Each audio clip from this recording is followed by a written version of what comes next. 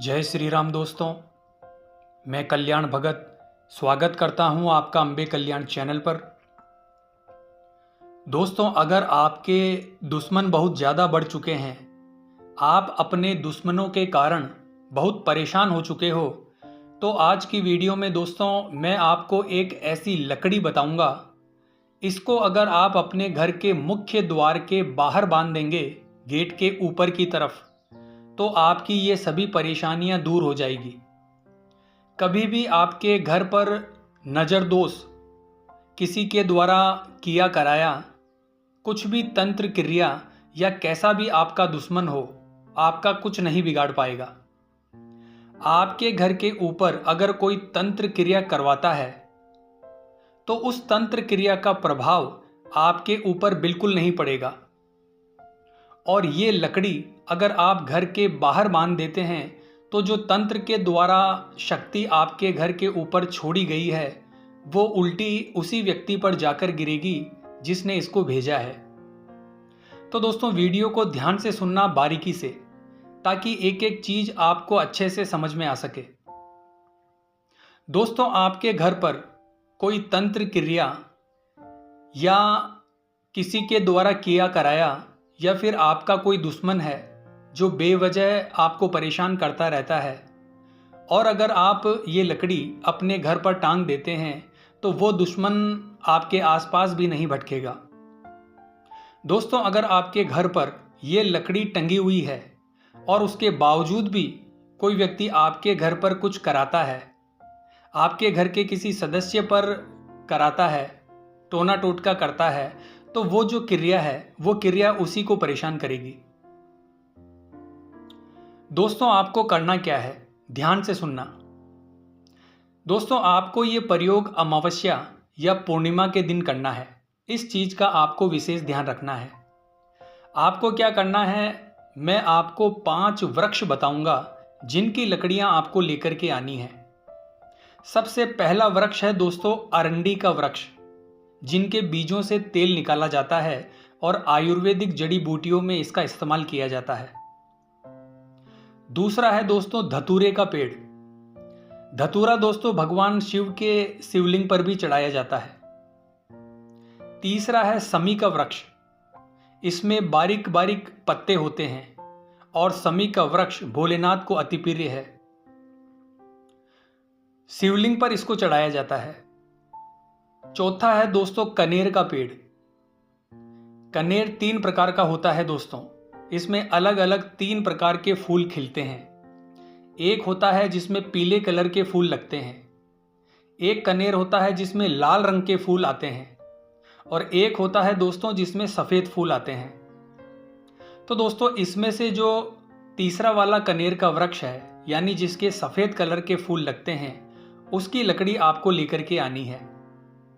अगर इस प्रकार का कनेर आपको नहीं मिलता है तो तीनों में से किसी भी एक कनेर की लकड़ी का उपयोग आप कर सकते हैं। 5वां वृक्ष यानी पेड़ है दोस्तों बेलपत्र का पेड़, जो शिवलिंग पर अर्पित किया जाता है और भगवान शिव को ये अति प्रिय होता है। अब आपको क्या करना है दोस्तों, इन 5 वृक्षों की लकड़ियां लेकर आनी है। लकड़ियां आपको 1 या 2 इंच की लेकर आनी है। जो 1-2 इंच के टुकड़े होते हैं उस रूप में आपको लकड़ी लानी है। दोस्तों, ज्यादा बड़ी लकड़ी आपको नहीं लेकर आनी है। एक चीज का आपको ध्यान रखना है दोस्तों, लकड़ी आपको ऐसे ही नहीं तोड़नी है। सबसे पहले यानी लकड़ी तोड़ने से पहले आपको वृक्ष को हाथ जोड़कर प्रणाम करना है और अर्जी रखनी है कि हे वृक्षराज, मुझे आपकी पवित्र लकड़ी की आवश्यकता है। मेरे घर पर किसी व्यक्ति के द्वारा बार बार तंत्र क्रिया करवाई जाती है, इससे बचने के लिए मैं आपकी लकड़ी का उपयोग करना चाहता हूं। फिर इसके बाद दोस्तों यानी उनसे अनुमति लेकर आपको उस वृक्ष की लकड़ी तोड़कर लानी है। और अगर दोस्तों आपको लकड़ी नहीं मिलती है तो आप वृक्ष की जो छाल होती है इसका भी प्रयोग कर सकते हैं। एक चीज का आपको और विशेष तौर पर ध्यान रखना है दोस्तों, लकड़ी जो आप लेंगे वो दक्षिण दिशा की होगी, यानी जो वृक्ष का दक्षिण दिशा का हिस्सा है उस साइड से आपको लकड़ी तोड़कर लानी है।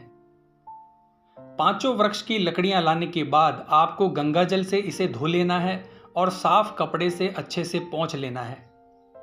फिर इन तोड़ी हुई लकड़ियों को लाल कपड़े के अंदर डालकर इसकी एक पोटली बनानी है और मौली यानी जो कलावा होता है, जो मंदिर में पंडित जी हमारी कलाई पर बांधते हैं, उसके द्वारा इस पोटली को बांध देना है, यानी इसका मुंह बांध देना है।